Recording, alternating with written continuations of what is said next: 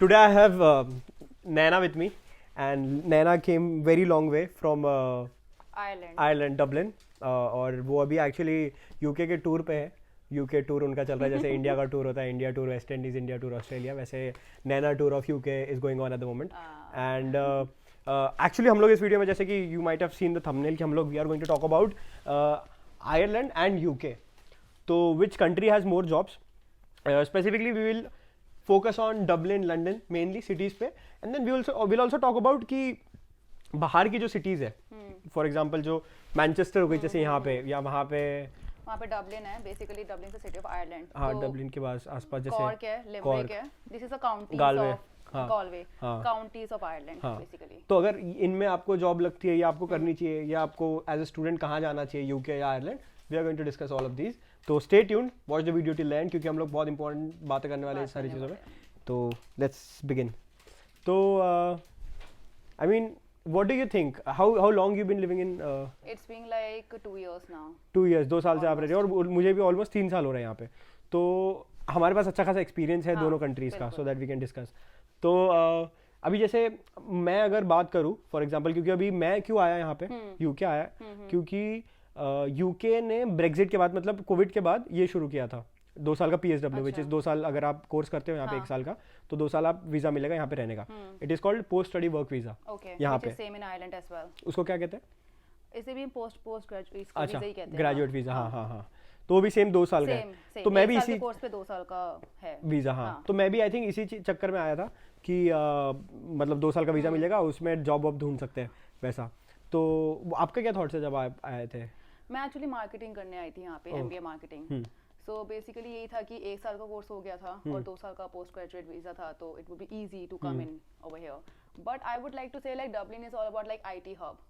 If you are an engineer in the IT software engineer or something, so you will get easily data related ज्यादा काम है. Yeah, that's true actually. यहाँ पे and finance as well. Finance, हाँ, यहाँ पे भी I think same है. फाइनेंस का भी हब है यूके, आई वुड से लंदन मोस्ट स्पेसिफिकली. और हाँ, इंजीनियर मतलब IT हब्स भी है, मतलब IT कंपनीज भी है यहाँ पे काफ़ी सारी. बट अगर दोनों कंट्रीज के बारे में अगर एक चीज़ मुझे पता है, वो ये है कि मैकेनिकल या ऐसी फील्ड्स इतनी डेवलप्ड नहीं है यहाँ पे. नहीं है. आर्किटेक्चर है, थिंक सो, क्योंकि ऑलरेडी डेवलप्ड है. हाँ, तो इतना कुछ है नहीं. हाँ, बट है आर्किटेक्चर, सिविल इंजीनियरिंग में काफी स्कोप है यहाँ पे, क्योंकि ऑलरेडी रिकंस्ट्रक्शन वगैरह जो चल रहा है. सॉफ्टवेयर एक्चुअली ज्यादा है. हाँ, सॉफ्टवेयर लाइक IT उनको चाहिए, वो लोग इंडिया से बुलाते हैं लोग. मेरी कंपनीज में भी ऐसा बहुत है कि वो इंडिया से लोगों को लेके आ रहे हैं, तो there is a good opportunity for them. क्योंकि मैंने भी बहुत सारे जॉब फेयर्स में गया हूँ मैं, तो वहाँ पे मैंने देखा कि सिविल इंजीनियर्स को बहुत अपॉर्चुनिटी है. पर फिर मैंने सोचा कि यार ये तो डेवलप्ड कंट्रीज है, इनको क्या जरूरत है, यहाँ पे सब कुछ इंडिया में कंस्ट्रक्शन चलते रहता है, तो वहाँ पे जरूरत है. फिर मुझे किसी ने बताया कि यहाँ पे ना क्योंकि रिकंस्ट्रक्शन होते रहता है, तो ये लोग उसी को ऊपर बनाते रहेंगे या ये करेंगे. That's true actually. मैंने भी ये देखा है कि सेम स्ट्रक्चर चल रहा है, हाँ, सेम ही स्ट्रक्चर है. they are not ready to go for any creativity or something like that, like ये एक्चुअली गवर्नमेंट की रिस्ट्रिक्शंस भी होते हैं. ये भी सही है. ये बहुत सारे कंट्रीज में, यूरोपियन कंट्रीज में मोस्टली है. मैं मॉस्को भी गया था रशिया में, तो वहाँ पे भी मैंने पूछा लोगों से, तो they are not allowed to change the colour of the building अगर आपका सर्टेन एरिया में घर है तो. एग्जैक्टली. मैंने भी आयरलैंड में देखा है, जब मैं जा रही होती हूँ तो सेम ही हट है, सेम कलर की, एंड आई वाज लाइक ये इसका घर है, ये किसका घर है, ये कौन है? क्योंकि they are not allowed. Exactly. तो वो गवर्नमेंट के रूल्स के हिसाब से they have to put that. But anyways, तो सिविल इंजीनियरिंग में है स्कोप, पर मैकेनिकल और ऑटोमोबाइल में इतना नहीं है जितना IT. मुझे लगता है कि engineer, software engineer, data science वगैरह लोग. एग्जैक्टली. पावर BI एंड आप टैबलू ले लो, this is like more developed things. So आजकल लोग ज्यादा कर रहे हैं इस चीज को, तो दिस इज गुड. तो let's now break it down to कि कितना खर्चा आता है दोनों जगहों पे, दोनों कंट्रीज में. तो I will start with London and outskirts as well, बाहर की सिटीज़, क्योंकि I have lived in Glasgow, Manchester, Liverpool, Leeds वगैरह जा चुका, आई नो, एंड लंदन में भी रह रहा हूँ, तो आई नो कि कितना होता है. तो I will start by living expenses, कि रेंट वगैरह कितना होता है. तो अगर आप लंदन की बात करें तो आई थिंक लंदन में अराउंड 1000 पाउंड्स वगैरह, 1 रूम का, एक रूम का, सिंगल रूम, नॉट पूरा घर नहीं, बस एक शेयरिंग में रूम, उसका 1000 पाउंड से लेके it can go anywhere around 4000 5000 कितना भी, डिपेंडिंग ऑन आप कहाँ रहते हो. पर अगर आप वेम्बली जैसे एरिया में रहते हो या ईस्ट में, साउथ में, कहीं बाहर रहते हो, थोड़ा आउटस्कर्ट्स में, सेंट्रल से दूर, तो it can also cost you 500 pound sharing, या 400 या 300. इट डिपेंड्स ऑन यू कि आप कितना अंदर जाते हो और कितना शेयरिंग करते हो. It depends on you. फिर खाने का खर्चा आई वुड से कि आप लगा लो 200-300 पाउंड के आसपास खाने का डिपेंड महीने का, 200 से 300, तो आप कितना खाते हो उसके ऊपर है। बिल्कुल। या अगर आप पार्ट टाइम जॉब कर रहे हो तो आपका खाना वहीं पे मिल जाता है, तो वो ईजी हो जाता है। और क्या चीज़ होती है, हाँ ट्रांसपोर्ट बड़ा महंगा है। ऑब्वियसली आप कहीं पे भी रहोगे आपको ट्रांसपोर्ट तो करना पड़ेगा। तो ट्यूब में आपको एक अगर एवरेज लगा लो तो आपके 200 पाउंड तो ट्यूब में महीने के जाएंगे या ज़्यादा, अगर आपका ट्रैवलिंग ज़्यादा है तो, पर मिनिमम 200 पाउंड। तो I think this total goes around, अगर आप लंदन में रहते हो और ज़्यादा दूर नहीं रहते हो तो लेट्स से एक 700 पाउंड पकड़ के चलते हैं रेंट, एक नॉर्मल 300 पाउंड पकड़ के चलते खाना और 200 पाउंड पकड़ के चलते हैं ट्रांसपोर्ट, तो आपका ऑलमोस्ट जाता है 1200 पाउंड, आपको लगता है 1000 से 1200 पाउंड यू नीड अगर आप लंदन में रह रहे तो इन अ मंथ। अगर आप लंदन में रह रहे हो विच इज 1,20,000 या 1 लाख, बिल्कुल इतना। अगर आप आउटस्कर्ट्स में रहते हो, फॉर एग्जांपल मैनचेस्टर, ग्लासगो, ऐसी सिटीज या दूसरी सिटीज में, तो the cost will come down again, but वहां पे भी वो है कि आप कौन से जगह में रह रहे हो, डिपेंड करता है। हाँ, तो आपका हो सकता है कि ड्रास्टिकली थोड़ा ये कम हो जाए रेंट, जैसे आपको 300-400 का रेंट रहेगा, ट्रांसपोर्टेशन बहुत सस्ता रहेगा, 100 पाउंड के अंदर आपका 80 पाउंड में ट्रांसपोर्टेशन हो जाएगा। मैं क्या करता था, वीकली पास लेता था, अच्छा। बस की डायरेक्ट टैप करो और निकल लो, तो वो मुझे पड़ता था 80 पाउंड का, तो ट्रांसपोर्टेशन बहुत सस्ता हो जाता है। उसके बाद खाने का भी कम हो जाता है, 100 पाउंड 150 पाउंड में यू कैन पूरा महीना निकल जाता है पर पर्सन। तो आई थिंक अगर आप किसी और सिटी में रह रहे हो यूके में अदर देन लंदन, तो it will cost you around 800 to 900 pound, 800 के आसपास समवेयर प्लस माइनस जो भी।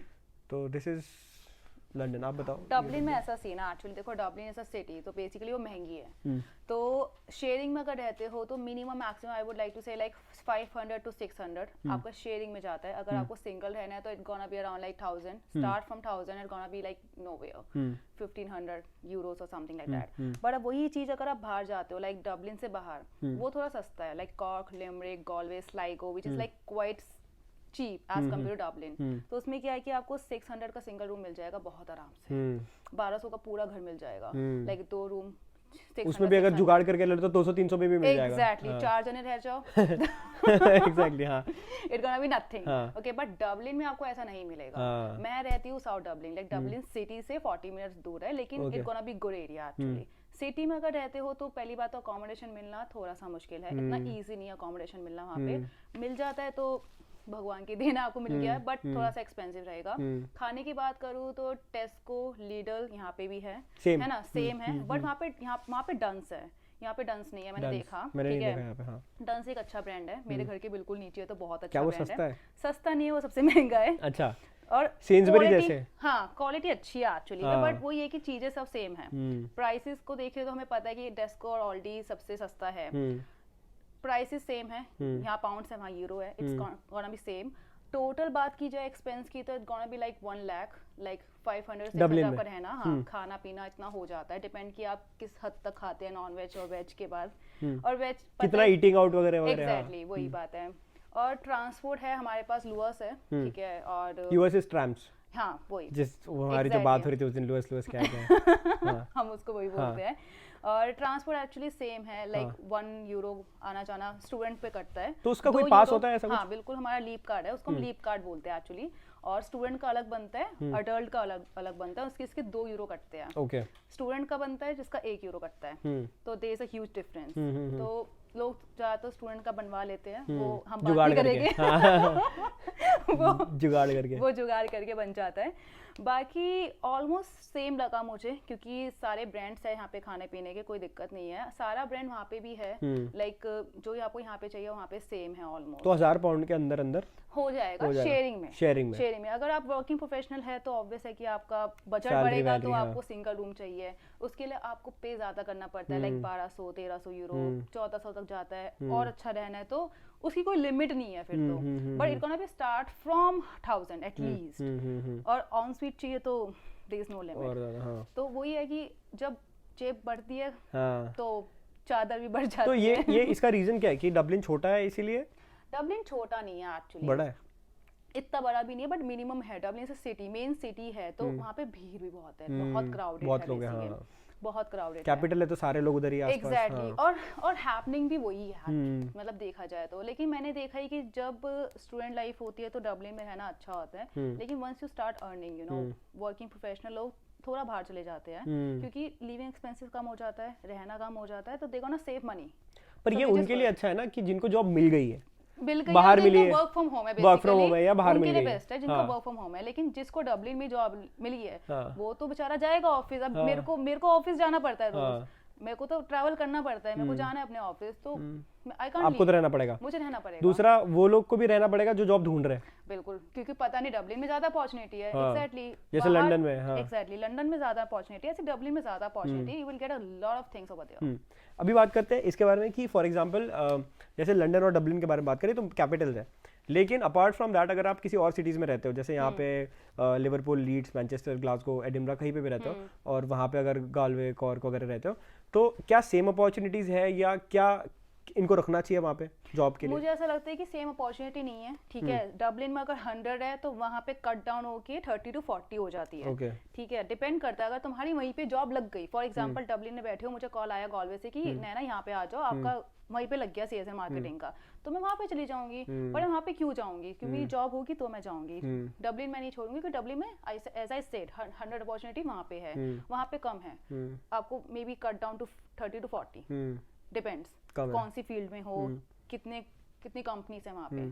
वो भी ऐसे 4-5 ही सिटीज होंगे ना एक, हाँ बेसिकली इतनी ही है, और जो मेन सिटीज है, हाँ बड़ी मेन उसी में, बाकी तो फिर छोटे सिटीज में तो कुछ भी नहीं होगा। हाँ बाकी तो वो ये कि जो फैमिली होती है वो चली जाती है बेसिकली, कि हाँ सेटल्ड हो गए, जो 10 साल से रह रहे ऑलरेडी वो चले जाते हैं। अभी जैसे अगर यूके की बात करें तो यूके में काफी ज्यादा as compare to Ireland, I would say कि यूके में ज्यादा डेवलप्ड सिटीज है, ज्यादा नंबर ऑफ डेवलप्ड सिटीज है।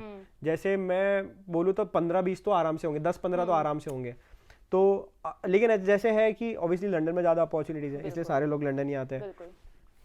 लेकिन ऐसा नहीं है कि अदर सिटीज में अपॉर्चुनिटीज नहीं है। मैनचेस्टर बड़ी सिटी है, बर्मिंघम बड़ी सिटी, अपॉर्चुनिटीज है, एडिनबरा भी बड़ी सिटी है, ग्लासगो भी, लीवर, सारे बड़ी सिटीज है और इसमें है अपॉर्चुनिटीज।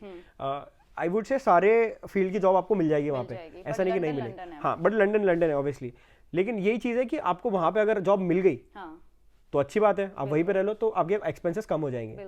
पर लंदन में अगर आपको नहीं मिले और लंदन आप आके रह रहे हो, तो मतलब बोलने का ये पॉइंट है कि आप सिर्फ लंदन आके रहने की जरूरत नहीं है, ठीक है। आप दूसरे सिटीज से भी कर सकते हो, ऑनलाइन ही अप्लाई करना है, कर सकते हो, बिल्कुल कर सकते हो। अगर लग जाती है तो अच्छी बात है, लग जाती है तो अच्छी बात है, लेकिन अगर नहीं लगती तो get into that city only, like वहाँ पे ज़्यादा अपॉर्चुनिटी है, like वहाँ 100 है तो वहाँ 50 है, तो where we gonna go, only 100, right? So there is no point to go for 50, so that's the main thing. और क्या बेनिफिट्स वगैरह मिलते हैं, कोई गवर्नमेंट की तरफ से बेनिफिट्स मिलते हैं जो नॉन सिटीजन है उनको? एक्चुअली कोई ऐसे बेनिफिट्स तो नहीं है, बट वो ये कि कंपनी टू कंपनी डिपेंड करता है। लाइक एज अ स्टूडेंट आए हो तो कुछ ऐसा स्टूडेंट डिस्काउंट 10% एंड ऑल, ये तो सबको बहुत बेसिक है।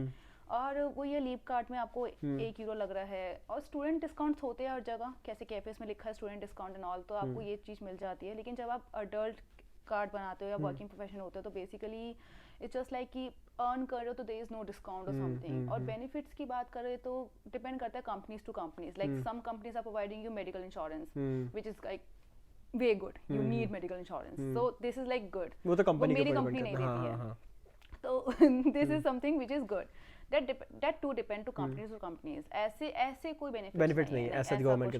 आई थिंक सेम यूके में भी इतने कुछ जब तक सिटीजन नहीं हो जाते गवर्नमेंट बेनिफिट नहीं है, लेकिन कुछ है। जैसे पिछले बार ऐसा आया था कि इलेक्ट्रिसिटी पे हमें सबको कुछ ना कुछ पैसे मिले थे सबको। हाँ ऐसा तो हमारे साथ भी है, कुछ परसेंट कम हो जाता है। पिछले साल हमें भी मिला था ऐसा, हमारे क्रेडिट कम हो गए थे, हमें क्रेडिट कुछ मिला था तो हमारे कुछ €300 कम हो गए। तो कभी कभी क्या होता है एजेंट बताते भी नहीं है ये चीज, लेकिन हमारे एजेंट ने तो हमें बताया था, बट कम हो गए, कुछ क्रेडिट कम हो जाते हैं एक टाइम पे। तो ऐसे छोटे मोटे कभी कभी हार्डशिप फंड अगर निकलते हैं ये हो जाता है, तो उस मामले में आयरलैंड कैसा है? आयरलैंड में ऐसा नहीं है कि बेनिफिट्स नहीं है। ऐसा आई सेड कि इलेक्ट्रिसिटी का हमें क्रेडिट मिला था, हमारा कुछ €, कम हो गया, और कुछ €, कम होना मतलब बहुत बड़ी बात है।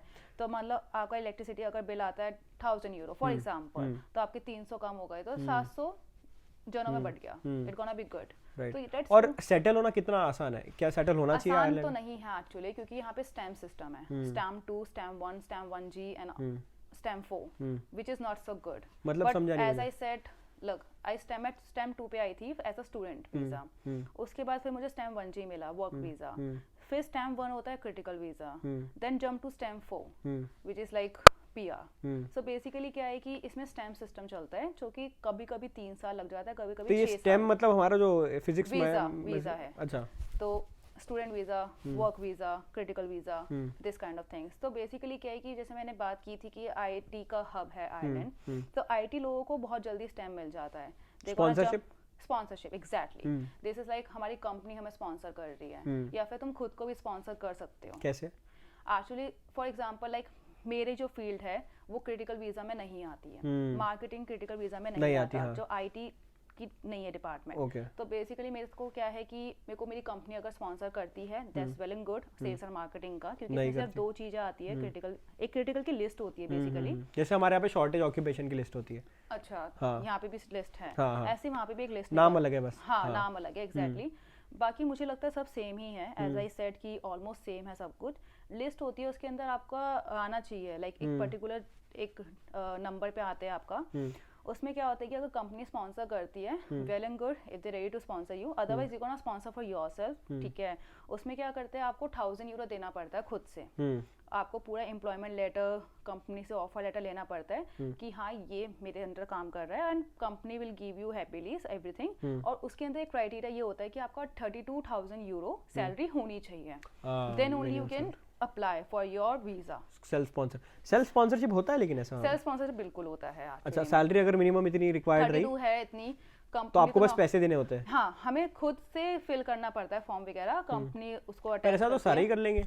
एक्चुअली नहीं होता ना, जैसे फॉर एग्जांपल मेरे केस में, हाँ, मेरे केस में मेरी इतनी सैलरी नहीं है, ठीक है। मेरे केस में मेरी company like they are not ready to sponsor, so मैं अपना को नहीं स्पॉन्सर कर सकती, that's the reason I am looking for a good opportunity, like good. पर वही ना, फिर कंपनी को स्पॉन्सर करना पड़ता होगा ना? कंपनी स्पॉन्सर तब करती है if you are under critical skills. अच्छा, ओके। और नहीं हो तो, और अगर आपकी सैलरी ज्यादा है, 32 से ज्यादा है, तो आप खुद को कर सकते हो, कोई भी जॉब हो। हाँ, कोई भी जॉब हो, आप खुद को स्पॉन्सर कर सकते हो आराम से, कोई दिक्कत नहीं है। ऐसा? हाँ, लेकिन कंपनी भी आपको रेडी हो। अच्छा, कंपनी को भी रेडी होना पड़ेगा? हाँ, आपको होना चाहिए कि कंपनी ऑफर लेटर, आपको एम्प्लॉयमेंट लेटर सब दे रही है, ठीक है। आप एक फॉर्म फिल करते हैं खुद से, और कंपनी अगर कर रही है तो आप उससे कर दो, कोई दिक्कत नहीं है। ओके, उससे भी कोई दिक्कत नहीं है। अच्छा, बट तो वो ये कि चीजें थोड़ी डिफिकल्ट है, ठीक है। ऐसा नहीं है कि तुम आते हो और तुम मजे कर रहे हो, ऐसा कुछ नहीं है। एक बार आते हो एज अ स्टूडेंट, तुम स्ट्रगल ही कर रहे हो जब तक तुमको एक पासपोर्ट नहीं मिलता। हम एक पासपोर्ट के लिए स्ट्रगल कर रहे हैं basically. I am struggling for Irish passport, you are struggling for the English passport, right? तो this is way good, and एक बार जब मिल जाता है तो वो सुकून भी मुझे पता है। लाइक पीपल, मैं देखती हूँ कि मेरे दोस्त 6-7 साल से वहाँ रह रहे हैं, एंड कार है, घर है, तुम खुद ले सकते हो सबका, you want to settle. But वो ये कि ये जो जर्नी है ना, वो 6 साल की, वो इतनी इजी नहीं है। सही बात है। स्टूडेंट स्टैम्प से इतना स्टैम्प वहाँ पे यहाँ गए, it not gonna be easy. अब मैं यहाँ पे हूँ, मुझे ही लगता है कि इजी था मेरे लिए आना। मैंने प्रॉपर वीजा लगवाया यहाँ आने के लिए, प्रॉपर एप्लीकेशन फिल करा है मैंने, 120 यूरो दिए भी है, और मेरे को सिर्फ 6 महीने का वीजा मिला है। अब वही अगर पासपोर्ट होता तो एग्जैक्टली कोई जरूरत नहीं है, आप कहीं भी जा सकते हो फिर। तो I mean eventually at the end ये बोल के खत्म करेंगे आई थिंक कि सेम ही है जर्नी, आयरलैंड में भी और यूके में भी।